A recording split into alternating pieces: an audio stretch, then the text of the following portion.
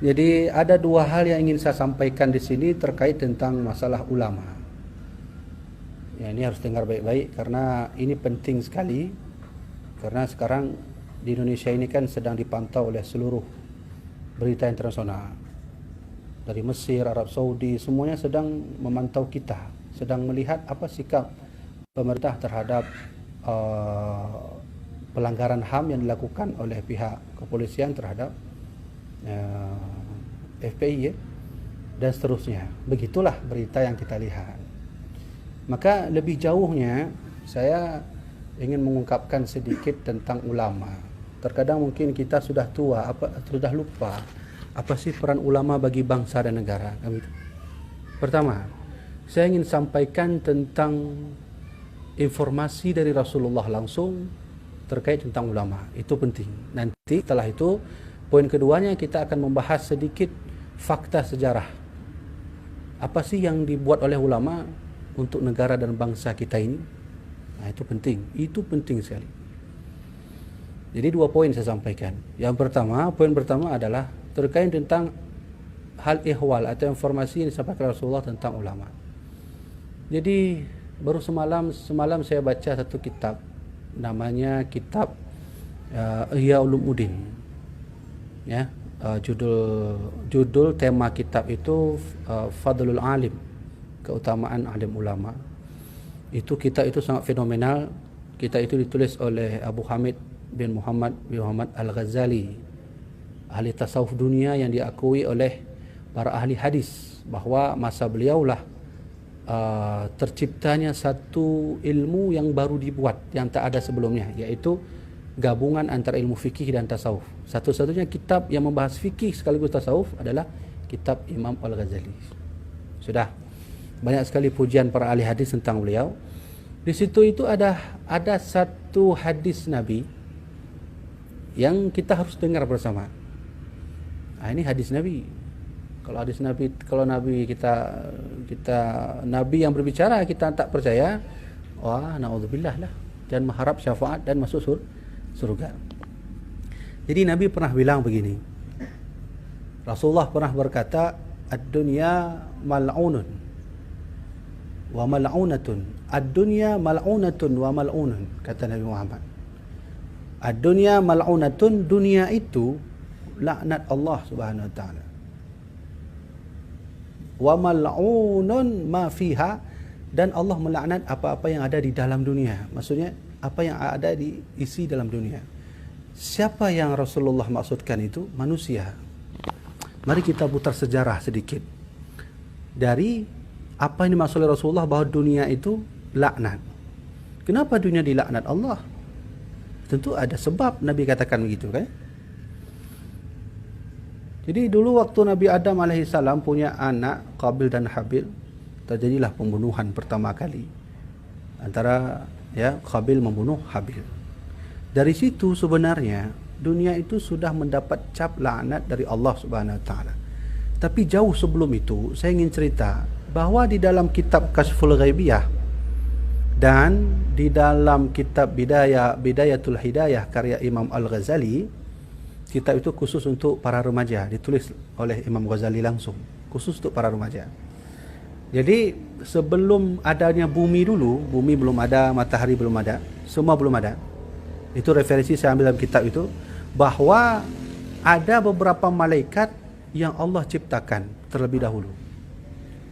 Malaikat itu disebut dengan malaikatul kabair, malaikat yang besar, malaikat yang paling besar. Derajatnya paling tinggi di antara malaikat lain. Salah satunya malaikat Israfil, Jibril, Mikail, dan satu lagi Izrail. Itu malaikat pertama yang Allah ciptakan, ya. Jadi saya baca dalam kitab Kashful Ghaibiyah, ini kita ingin hubungkan kenapa Nabi mengatakan dunia itu laknat. Jadi waktu Rasulullah dulu katakan seperti itu, jauh sebelum beliau hidup, ketika Allah ingin menciptakan Nabi Adam alaihissalam, Allah mengutus malaikat Mikail untuk turun ke bawah bumi, mengambil tanah untuk bahan terciptanya Nabi Adam alaihissalam. Sampai ke bumi, bumi berkata, wahai malaikat, mohon maaf, aku tidak mau tanahku diambil untuk bahan terciptanya manusia, karena besok aku yakin mereka akan merusak tubuhku, merusak aku, sehingga aku mendapat laknat. Bumi dulu sudah menolak Nabi Adam alaihissalam dan seluruh manusia setelah beliau. Maka Israfil lapor kepada Allah, ya Allah, aku tidak diizinkan oleh dunia untuk mengambil bumi, untuk mengambil tanah. Maka Allah mengutus malaikat lain, namanya malaikat Jibril.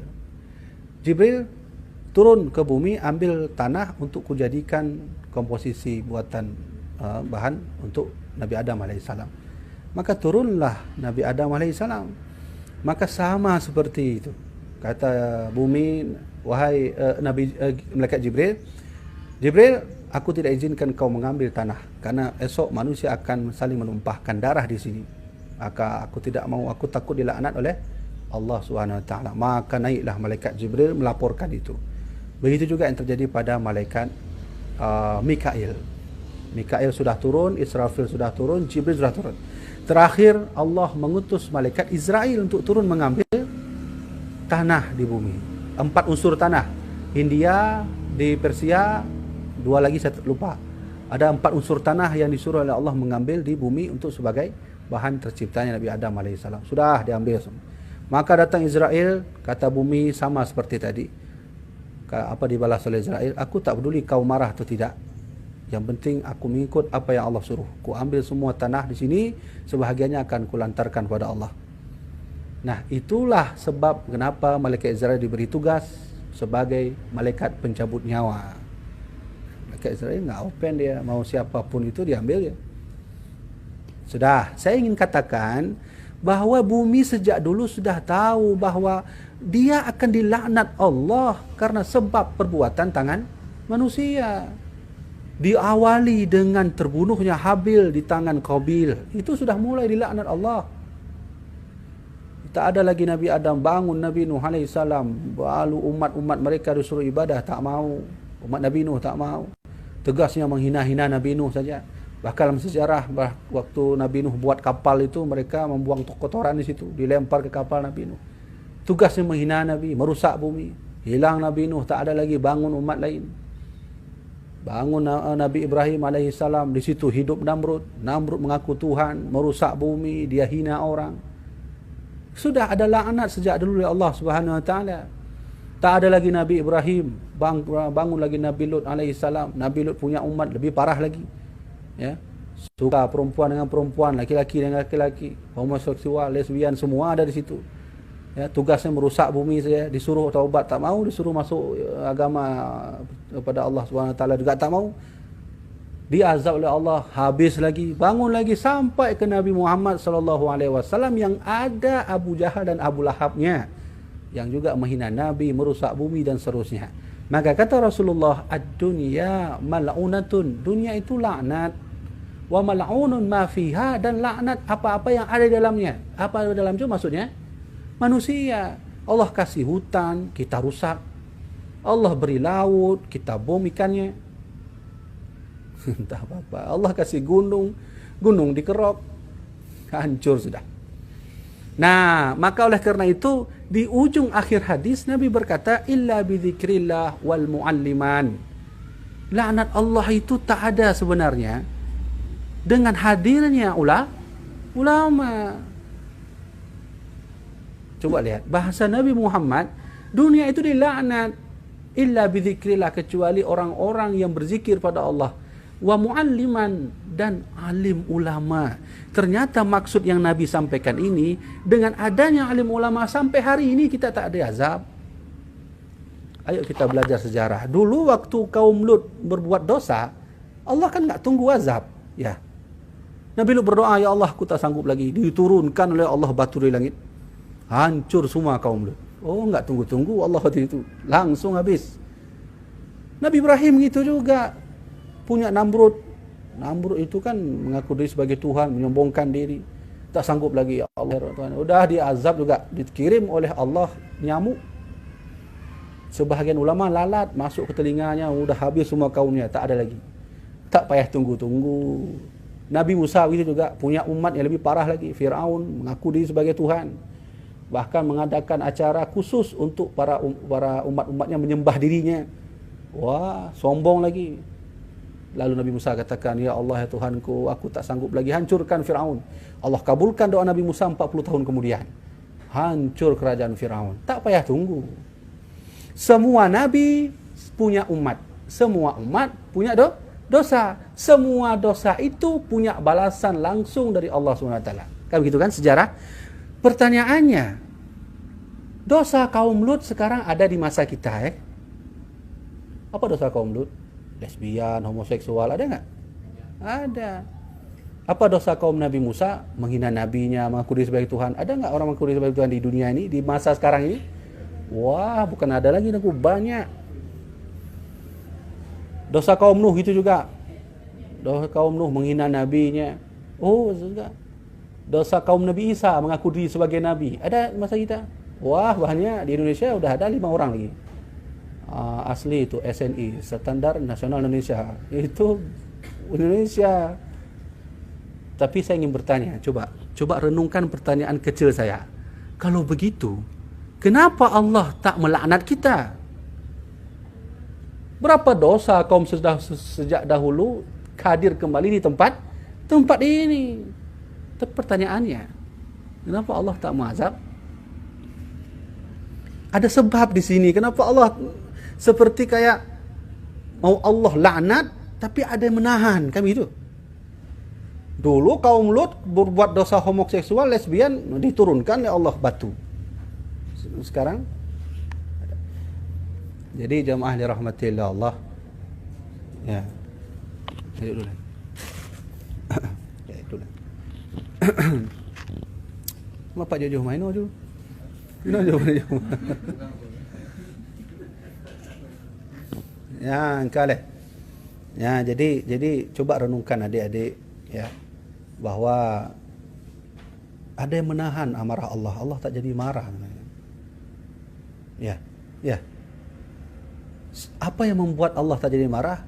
Sedangkan Nabi tak ada lagi. Nabi Muhammad misalnya Nabi Muhammad masih hidup hari ini, mungkin itu kan masih ada Rasulullah. Rasulullah selalu berdoa untuk menyelamatkan umatnya, tapi Nabi tak ada lagi. Nah, ujungnya saya ingin katakan, kalau begitu, yang menahan amarah Allah itu adik-adik sekalian, ulama yang masih hadir di tempat ini. Ya. Rasulullah berkata, ad-dunya mal'unatun, dunia itu laknat illa bi dzikrillah wa mualliman. Tak jadi dilaknat Allah karena masih hadir ulama, tapi alangkah sedihnya. Ternyata di Indonesia sendiri ulama kita dihina, diintimidasi, ditendang, diinjek. Ya, yang lagi partai Abu Jandanya. Ya? Saya sendiri pribadi, ini enggak pakai hukum. Saya pribadi, kalau ada orang datang disuruh pilih dosa, misalnya contoh, kamu Tunku Habibi mau pilih yang mana? Dosa mencuri, minum arak atau dosa menghina ulama? Saya pilih minum arak, Tunku. Saya lebih pilih minum arak daripada saya menghina ulama. Karena kalau menghina ulama sama sudah menghina Nabi. Dari mana Tengku bisa berkatakan seperti itu? Al ulama warasatul anbiya. Nabi meninggalkan warisnya seandainya kalian ini punya anak nanti, warisan itu kalian titipkan kepada orang, lalu saya ejek, saya hina warisan kalian, marah enggak? Warisan kalian saya hina, marah. Begitu juga Rasulullah, apa enggak marah Nabi Muhammad kalau warisannya dihina? Nah, maka poin pertama, seperti mana janji kita tadi di awal, saya ingin jelaskan informasi dari Rasulullah SAW bahwa ulama itu pewaris Nabi, jangan dihina, jangan intimidasi. Allah itu belum marah, jangan memancing-mancing amarah Allah. Kalau Allah dah marah, wah udahlah, siapa yang menahan amarah Allah? Coba lihat, sinyal kecil dari Allah sudah Allah timbulkan. Beberapa minggu yang lalu sudah meninggal 4 ulama dalam 2 hari saja. Itu sinyal kecil bagi orang yang peka. Bagi orang yang peka, yang punya iman kuat pada Allah, dia akan memandang setiap kejadian itu adalah hikmah dan iktibar bagi hidupnya. Kalaulah daun yang jatuh dari pohonnya itu bisa diambil hikmah, apalagi meninggal ulama yang 2 hari 4 orang diambil oleh Allah. Abu Din Bakoi, Abu Din Bakoi diambil. Abu Din Bakoi itu guru saya dulu. Dia waktu saya kecil, beliau sering gendong-gendong saya tuh Abu Din. Itu. Kemudian Abu Palu Gading meninggal, tak ada lagi. Itu sinyal kecil. Saya teringat kalau tak ada lagi ulama, kata Rasulullah, kiamat akan semakin dekat, yurfa'ul ilmu, diangkat ilmu oleh Allah. Maka di hadis riwayat dari Bukhari, Nabi pernah berkata, innallaha la yaqbidul ilma intiza'an yantazi'u minal ibad. Allah tak akan mengangkat ilmu melainkan biqabdil ulama diwafatkan. Coba hubungkan dengan hadis Nabi tadi, tanda kiamat tak lama lagi, yurfa'ul ilmu, diangkat ilmu. Di hadis yang lain Nabi mengatakan cara Allah mengangkat ilmu biqabdil ulama, diwafatkan ulama. Ulama mati. Lalu sahabat bertanya, seandainya tak ada lagi ulama di masa itu, bagaimana Rasulullah? Fa'adallu wa adallu, maka akan terjadi kesesatan dan saling menyesatkan sama manusia. Habis sudah.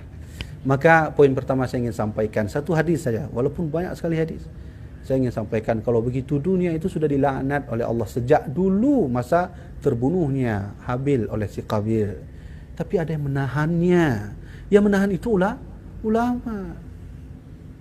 Maka saya pribadi kalau seperti saya katakan tadi, kalau disuruh pilih minum arak atau minum ulama, saya lebih pilih minum arak aja. Sediakan semua merek minum arak, biar saya minum aja. Itu seandainya seperti itu. Walaupun kedua-duanya tidak boleh. Faham kan? Jadi dosa menghina ulama itu, udahlah. Sama seperti menghina Nabi Muhammad. Kalau kalian sudah menghina pewaris Nabi tidak ridha berdoa, jangan mengharap surga dan jangan mengharap syafaat Rasulullah ketika kalian tidak diopen oleh Allah di akhirat. Kepanasan kalian di tengah matahari di akhirat nanti. Hina kalian, keluar nanah dari tubuh, darah, mandi darah, nggak akan diopen oleh Rasulullah. Kenapa tidak akan mengopen? Nabi menghina. Kenapa Nabi menghina kita? Karena kita menghina pewarisnya.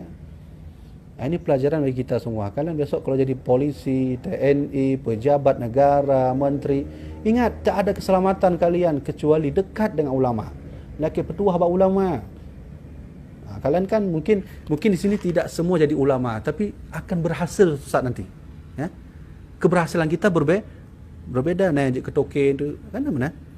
Ada yang jadi menteri, pejabat, guru. Ajarkan ini kepada seluruh orang-orang, menghormati ulama itu pahala besar dan mendapat syafaat Rasulullah. Dari mana bisa dapat syafaat Rasulullah? Karena itu pewarisnya. Sudah selesai poin pertama. Sekarang poin kedua saya ingin singgung sedikit. Apa sih peran ulama bagi bangsa dan negara? Itu sudah selesai.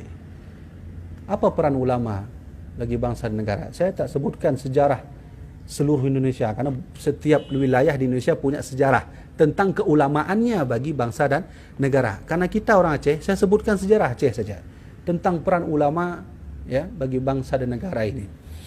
Dulu ketika Soekarno ditangkap oleh Belanda, ketika itu sebelum kemerdekaan, hampir semua tokoh merasa pesimis. Sepertinya Indonesia tidak ada lagi, tidak jadi merdeka. Sehingga ketika itu dikeluarkanlah statement oleh Soekarno, angkat ibu kota Indonesia di Biren, walau hanya 1 bulan. Ya, itu sedang gabuk, itu sudah sedang enggak, maksudnya para tokoh pun sudah mulai panik. Sehingga ketika panik seluruh tokoh untuk sepertinya tak jadi merdeka, ada ulama yang turun dari Aceh sehingga terciptalah nanti dengan istilah radio rimba raya. Ya. Itu sejarah itu ditulis sedikit oleh bangsa kita sendiri, tapi banyak sekali itu perjalanan radio rimba raya. Bahkan dalam sejarah radio rimba raya itu pernah dicari oleh Belanda untuk dihancurkan, tapi dipindah. Dibawa ke rumah ini, nanti pindah ke rumah sebelah sana, dibawa rumah sebelah sini, dipindah sebelah sana. Itulah yang menginformasikan bahwa merdeka Indonesia tetap akan terjadi. Siapa yang merintahkan itu? Para alim ulama Aceh. Wallahu alam di mana status bangkai radio itu, saya enggak tahu di mana. Satu, yang kedua, kalian jangan pernah lupa bahwa dulu Soekarno pernah datang ke Aceh meminta bantuan untuk membantu kemerdekaan bangsa Indonesia. Dulu Indonesia, Soekarno datang ke Hotel Aceh. Nah, tempat Hotel Aceh? Hah? Samping Masjid Raya tuh? Ya, ada tugu warna-warni itu. Yang ada lagi sekarang, seharusnya pemerintah itu buatlah situ monumen kecil di ini dulu. Ini nggak ada. Ya, itu orang di samping Mesir itu Hotel Aceh dulu tempat Soekarno datang meminta bantuan kepada alim ulama, berjumpa dengan Dr. meminta bantuan untuk ikut memerdekakan bangsa Indonesia ini. Dr. memanggil seluruh pejabat waktu itu, termasuk orang kaya di Aceh namanya Teku Dimarkam. Pernah dengar? Teku Markam ketika itu berada di luar Aceh. Sehingga berfatwalah para alim ulama untuk membantu NKRI.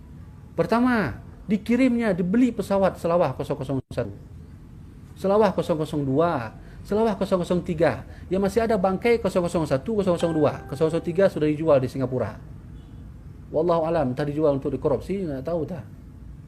Itu dan lupa sejarah. Soekarno datang ke sini langsung di Hotel Aceh meminta bantuan, dikirimlah bantuan. Wah, tak tanggung-tanggung bantuan oleh para alim ulama, tokoh dan masyarakat Aceh. Mulai dari emas, dari Tekuci di Markam yang hari ini ditanam di Monas. Berapa kilo itu? Kalau menikah itu bisa 4 kali udah sekaligus sama itu. Emas banyak puluhan kilo dikasih oleh Teku di Markam. Kemudian para alim ulama berfatwa, ikut membantu sehingga masyarakat ikut. Ada yang kirim 1 gram emas, ada yang kirim dari masyarakat 2 gram emas, ada 4 gram emas, disatukan, dibantu untuk beli pesawat. Semua bukti sejarah ini tercantum dalam beberapa foto yang ada di Google. Kan ada sertifikat pembelian pesawat, peminjaman emas. Itu ada tercantum di situ. Dibantulah oleh Dr. dan seluruh tokoh-tokoh waktu itu membantu kemerdekaan bangsa Indonesia. Selawah 001 saya nggak tahu di Belang Padang itu 00 berapa itu? 01 atau 002? Seingat saya 003 tak ada lagi. Sudah dijual ke Singapura. Dari itulah Soekarno berangkat menaiki pesawat pertama Indonesia, bantuan ulama, tokoh dan masyarakat Aceh. Disitulah beliau berangkat menuju untuk beberapa negara untuk mempromosikan bangsa Indonesia ini sudah merdeka. Jadi siapa yang bantu? Ulama. Sudah.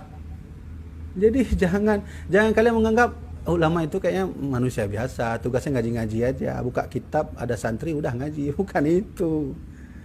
Ulama itu lebih jauh dari situ perannya. Ya kita kan menan. Kadang ada kalau ulama panena, ulama lawiknya kan dalam daya hanya tunggu santri lainnya itu. Ya. Jangan pula lupa dengan perang ulama bagi bangsa ini. Mungkin ini karena disyuting, saya ingin sampaikan juga kepada seluruh masyarakat online bahwa jangan pernah kita lupa dengan sejarah. Seandainya dulu tak ada Aceh, saya yakin tak ada Indonesia ini. Ya. Seandainya tidak ada Aceh, saya yakin Indonesia tak akan pernah berdiri. Bayangkan puluhan kilo diberi sumbangan oleh Tengku Dimarkam emasnya, pesawatnya, apalagi utangnya untuk bangsa Indonesia. Soekarno datang ke sini. Sudah, selesai sudah. Tahun 1950 sekian, maka terjadilah polemik waktu itu. Sebahagian tokoh-tokoh masyarakat di seluruh Indonesia, termasuk masyarakat sendiri, mengatakan bahwa Presiden Soekarno itu tidak sah menjadi presiden karena tidak sesuai dengan aturan dan ketentuan Islam. Tahun 1950 sekian, saya lupa tuh, tahun 52 atau 53. Maka ketika itu Presiden Soekarno meminta fatwa para alim ulama mulai dari Aceh sampai ke Papua. Hadirlah ulama seluruh Indonesia atau Nusantara di Istana Bogor, diundang oleh Soekarno waktu itu. Dari Aceh perwakilannya 2 orang. Pertama Abu Hasan Krongkali, yang kedua Syekh Muhammad Wali Al-Khalidi. Berangkat 2 ulama ini. Semua datang ke Istana Bogor tahun 1952. Itu diundang langsung oleh Soekarno. Semata Soekarno meminta, saya ini sah nggak sih jadi presiden dengan ketentuan Islam? Maka duduk para alim ulama bermusyawarah, membuka kitab, berfikir secara bersama. Ternyata hampir seluruh ulama mengatakan bahwa Soekarno dalam aturan Islam tidak sah menjadi presiden. Kita tak membahas apa aja sih syarat-syaratnya, itu nanti di bab lain. Kan begitu kan? Semua yang saya katakan ini terbukti nanti di Google. Coba lihat, buka foto-foto di Google tu nampak semua. Sehingga Soekarno meminta pendapat terakhir kepada ulama Aceh. Yang waktu itu hadir Syekh Muhammad Wali dan Abu Hasan Kurungkali. Maka Syekh Muhammad Wali meminta kepada Abu Hasan Kurungkali untuk memberi pendapat. Kata Abu Hasan Kurungkali, silahkan angkat macam, nak beri jawapan macam. Maka ikanlah Syekh Muhammad Wali laki izin gurek belum jawab. Maka bangun Abu Yamda Wali memberikan jawaban bahawa sebenarnya Presiden Soekarno sah menjadi presiden dengan syarat ad-darurah bisyaukah. Darurah bisyaukah nyampu punya bahasa lain mana? Watenya hana lain lagi, tidak ada pemuda yang seperti Soekarno waktu itu. Kakalah menyemenan. Ya menan. Maksud dari darurah bisyaukah. Tidak ada seperti beliau. Kalau tidak ada, ya udahlah beliau ajalah kalau begitu. Ya, begitu maksudnya. Ya. Hai sampai lagi tanya musuh ya gede lah Bu Haji. Ya, hana moto, yang nama moto ba dengku. Padahal tanya menghendak je lah Bu Haji maksud. Akulah moto ba je. Aku moto ba je tanya rencana kena tak sewa habis. Hana habis kakak moto ba tau. Itu namanya ad-darurah bisyaukah namanya. Ad-darurah. Maka para alim ulama terkejut. Kenapa dari Aceh menyetujui bahawa Presiden Soekarno menjadi presiden? Mereka meminta referensi. Maka dikeluarkan referensi oleh Abu Syekh Muhammad Wali. Silakan buka kitab Tuhfatul Muhtad namanya. Dibuka oleh alim ulama. Ternyata benar di dalam Tuhfatul Muhtad ada pendapat yang sehingga Presiden Soekarno sah menjadi presiden negara pertama. Maka setuju semua alim ulama. Coba lihat. Seandainya Abu Yamda Wali mengatakan tidak sah, seluruh ulama ketika itu berfatwa tidak sah juga, selesai. Indonesia hanya sampai umurnya tahun 1950 sekian. Setelah itu habis, bubar. Aceh buat sendiri lagi, Sumatera buat sendiri lagi, bubar, tak ada lagi. Itu peran ulama, alim ulama jangan pernah lupa. Coba lihat, kalau apa yang saya katakan ini punya bukti. Nanti buka di Google Abu Yamda Wali di Istana Bogor. Coba lihat, ada foto di situ hadirnya ulama, para ulama sedang duduk semua. Abu Yamda Wali pakai surban. Kemudian setelah itu ada foto 3. Haji Abdul Wahab Asbullah, kemudian Abu Yamda Wali dan Abu Hasan Kurungkali. Kemudian ada foto di situ tertampak Abu Yamda Wali dan Presiden Soekarno sedang berbicara. Saya bertanya kepada orang-orang tua di Labuan Haji.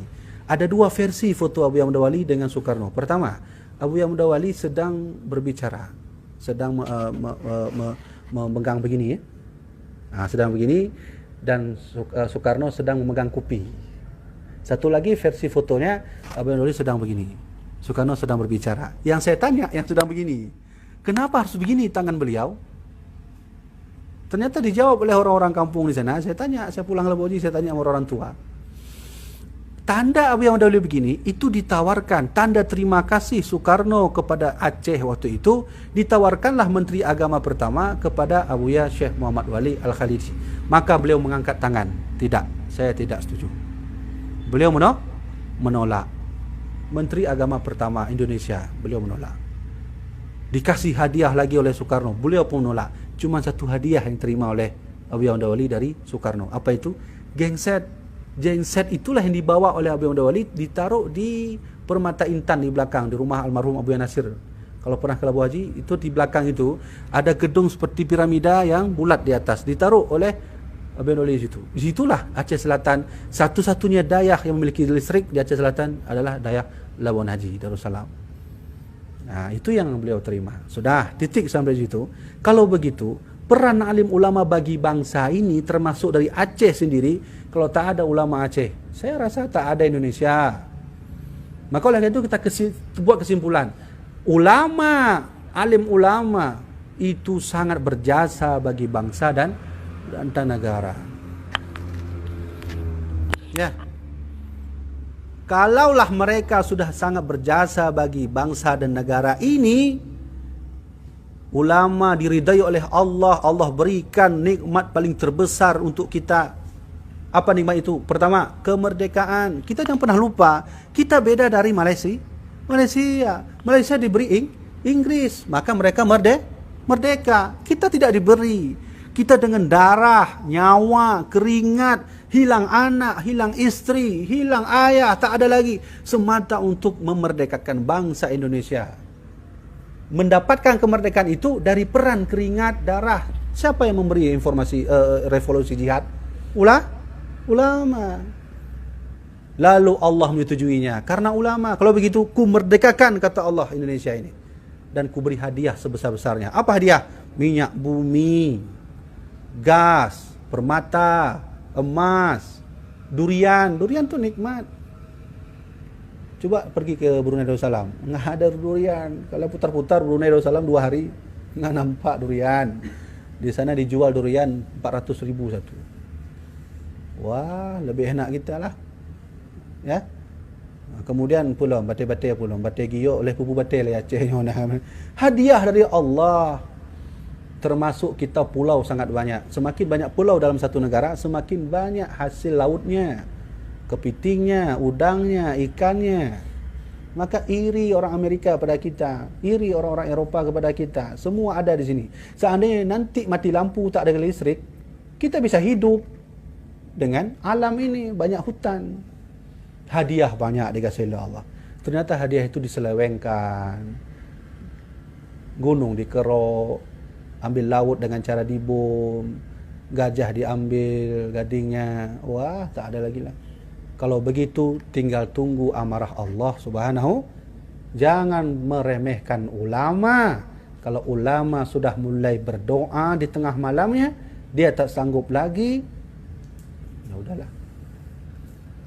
Saya enggak tahu, mungkin Habib Rizik belum berdoa. Kalau dah berdoa keturunan Rasulullah dihina. Kata Nabi, siapa yang menghina keturunanku, wa mata kafara, maka sungguh dia mati dalam keadaan kafir. Buka kitab tafsir Al-Qurtubi. Itu saya ambil dari tafsir Al-Qurtubi. Siapa yang menghina keturunanku, kata Rasulullah, wa mata kafara, maka dia akan mati dalam keadaan kafir. Kalau mati dalam keadaan kafir, mau minta tolong apa? Ya Allah, balikkan lagi lah saya. Ya, begitu ya. Maka oleh karena itu adik-adik yang saya hormati, hikmah saya ceritakan ini, saya jelaskan ini, itu bermanfaat nanti bagi kalian yang sudah sukses. Saya tak tahu kalian jadi apa nanti. Mungkin perempuan-perempuan ini nanti menikah dengan pejabat, ada anak. Ajarkan anak itu mencintai ulama. Kesuksesan kita menuntut ilmu bukan pada banyaknya ilmu, tapi pada berkahnya Banyak ke orang alim 20 tahun ngaji, tapi sampai masyarakat nggak dipakai dia. Kenapa aku nggak tahu. Tapi ada juga orang sama ulama saja ngaji ya begitu aja, tapi dipakai masyarakat. Itu tanda berkah ilmu. Maka saya pesan terakhir saya, kalau ulama sudah mulai berfirasat, jangan main-main. Nabi berkata, ittaqu firasatal mu'minin fa innahu yanzuru binurillah. Takutlah kalian kepada firasat ulama, karena mereka bisa melihat cahaya Allah Subhanahu wa taala. Kalau ulama sudah mulai tak bisa lagi berjuang, berjihad, duduk mereka di tengah malam, duduk mereka bertahajud, menangis, mengeluarkan air mata, mereka berfirasat dan mengangkat tangan ajaibnya ke langit, berdoa dengan mulutnya yang maha bisa untuk meminta kepada Allah, habis sudah. Ada lagi, ulama itu kekasih Allah. Maka kata Nabi Muhammad, al-ulama aminullah fil ard. Ulama itu kepercayaan Allah di bumi. Allah kalau ingin mempercayakan sesuatu pada alim ulama. Allah mempercayakan bumi ini. Ulama jaga bumi ini. Ulama menjaga. Allah menyuruh kepada ulama. Ulama didik mereka yang belum bisa mengaji. Dididik. Walaupun tidak ada gaji. Sudah cukuplah dulu Abuya Hamka ditangkap. Abuya Hamka ditangkap oleh pemerintah. Padahal Abuya Hamka itu sangat berjasa bagi negara ini. Ditangkap juga. Kalau saudara tanya, Dengku bagaimana status Tengku, pendapat Dengku tentang Habib Rizik? Ya, nanti begini, saya kalau jawab tentang beliau, salah-salah sedikit ditangkap. Tapi saya ingin katakan, ayah Habib Rizik namanya Husain Shihab. Husain Shihab, adik-adik sekalian, beliau itu berdua dengan Soekarno. Ketika Soekarno membahas tentang proklamasi Indonesia, tidak lupa mengajak Husain Shihab, ayah Habib Rizik Shihab. Kalau anak seorang ayah yang memerdekakan bangsa ini, terus berjuang memerdekakan bangsa ini, lalu kita usir anaknya, kemana malu kita? Enggak malu lagi kita.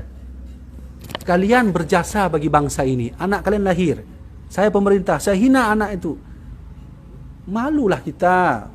Masa anak dari seorang ayah yang berjasa bagi bangsa kita hina? Jadi saya begini, saya sangat takut kalau ulama itu sudah mengangkat tangan. Udah mengangkat tangan tengah malam tahajud, udah dengan tangan ajaibnya, udah habislah kita. Kalau polisi kekuatannya pada hukum dan pada senjata. Kalau TNI kekuatannya pada senjata dan pada bom. Di mana kekuatan ulama? Pada doanya. Ulama pada doanya. Doa itu senjata paling terkuat di bumi. Walau mereka membom kita, kalau Allah mengizinkan doa ulama itu, jadi kecil bomnya, enggak jadi meledak. Abu Yazid Al-Bustami itu waktu dipancung, itu ulama itu, wali Allah. Dia juga dipancung. Diambil lehernya, dipancung pakai itu.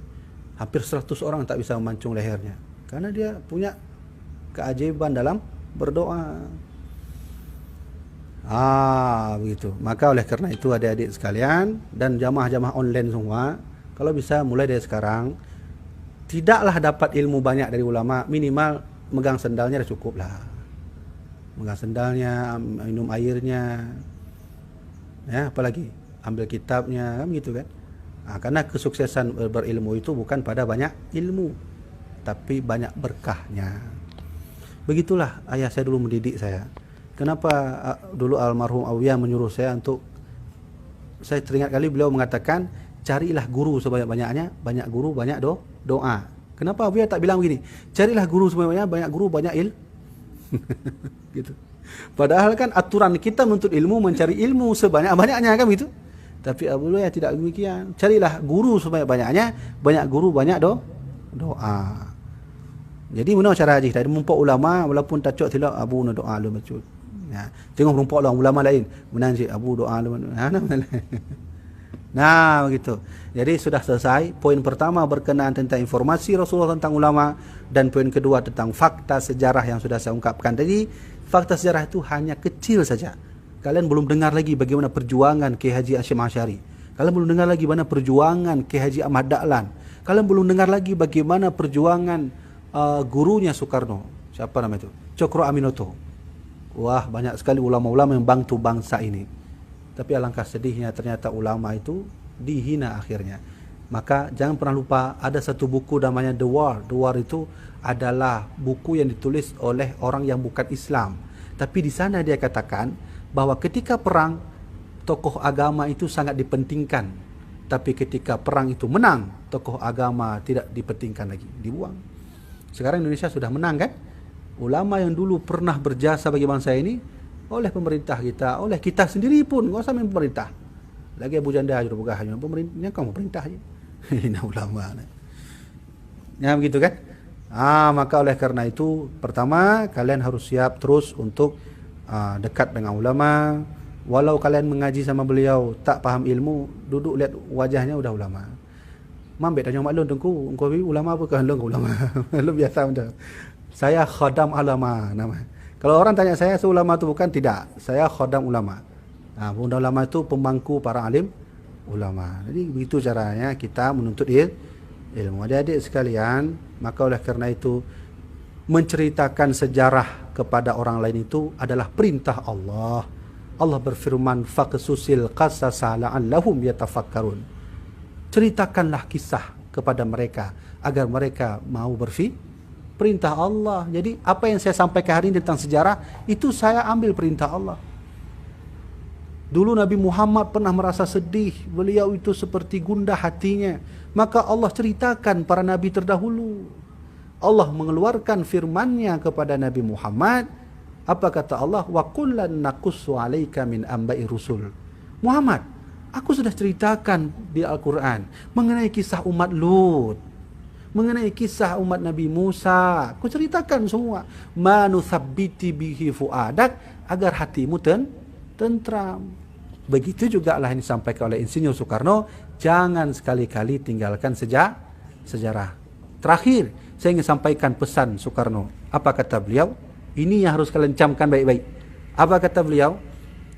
Perjuanganku mudah karena aku mengusir penjajah. Perjuanganmu akan lebih sulit karena engkau melawan bangsamu sendiri.